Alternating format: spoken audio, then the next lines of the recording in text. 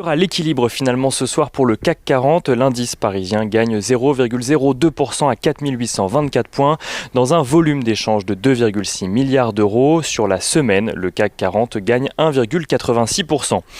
L'annonce du test positif de Donald Trump et de sa femme Melania à la Covid-19 a plongé les indices dans le rouge ce vendredi, même si ces derniers ont réussi à limiter leurs pertes. L'annonce a ravivé plusieurs craintes chez les investisseurs de part et d'autre de l'Atlantique. Tout d'abord, le fait que le président des États-Unis soit testé positif ravive les craintes de voir l'épidémie continuer à se propager. Des craintes accentuées à Paris par les annonces récentes d'Olivier Véran, laissant craindre de nouvelles restrictions dans la capitale dès lundi.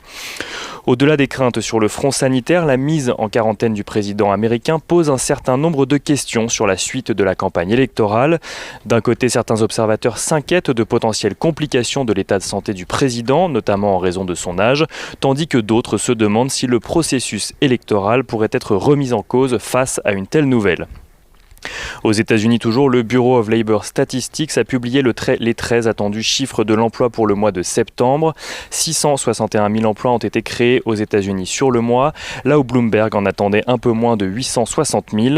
Le taux de chômage a en revanche également baissé de 0,5% très exactement pour tomber à 7,9% sur le mois, mais qui reste une bonne nouvelle à contrebalancer avec une baisse du taux de participation en septembre.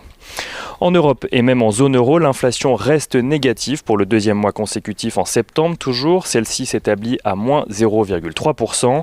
Une baisse qui s'explique par des facteurs à court terme comme la réduction de la TVA en Allemagne, ce qui serait, selon plusieurs économistes, qu'une phase transitoire.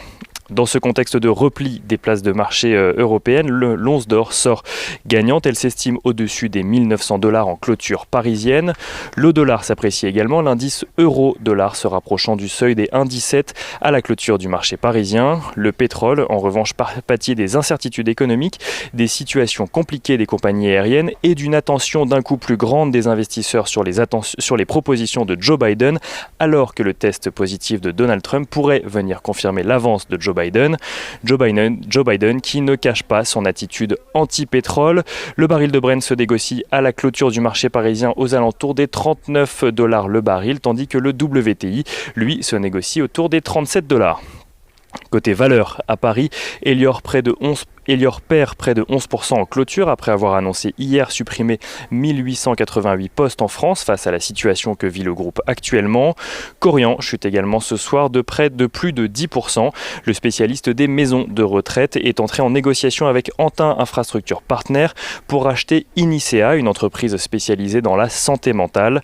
L'opération devrait coûter 360 millions d'euros à Korian qui a justement annoncé une augmentation de capital de 400 millions d'euros pour financer l'opération.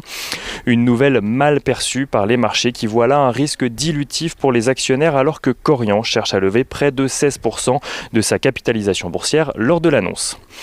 Dans le secteur des télécoms, à présent, les enchères sur la 5G ont fini hier. Le montant global de la cession des blocs de 10 MHz s'élève à 2,8 milliards d'euros. Les enchères ont permis à Orange d'acquérir 4 blocs, à SFR d'acquérir 3 blocs, tandis que Bouygues et Iliad donc Free, ont chacun acheté 2 blocs. On regarde à présent ce qu'il se passera lundi. Lundi, les investisseurs découvriront les indices PMI pour le secteur des services en Europe, au Japon et aux États-Unis. En zone euro sera également publié l'indice Sentix de la confiance du consommateur pour le mois de septembre. Côté entreprise, le nouveau délai accordé par Veolia prendra fin ce lundi 5 octobre à minuit.